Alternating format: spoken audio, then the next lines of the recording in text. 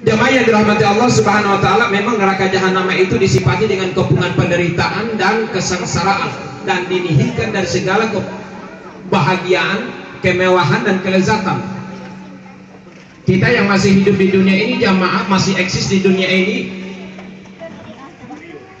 seringkali melihat, menyaksikan, mendengar orang-orang yang ditimpa musibah, yang menderita, yang miskin papa, yang sakit berminggu-minggu, berbulan-bulan, bertahun-tahun, sakitnya tak kunjung sembuh. Namun penderitaan di dunia ini, jamaah, masih ada jeda di dalamnya, masih ada waktu istirahat, masih banyak faktor-faktor yang menyebabkan penderitaan di dunia ini, jamaah, akan ringan terasa. Manakala kita sandingkan, kita bandingkan dengan penderitaan tatkala kita sudah dilemparkan ke dalam api yang menyala-nyala.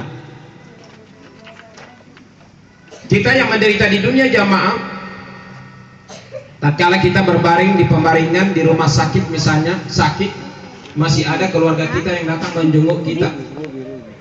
Seorang istri yang sakit, masih ada suami yang datang melihat, menghibur dia. Masih ada anak-anak yang senantiasa setia menemani.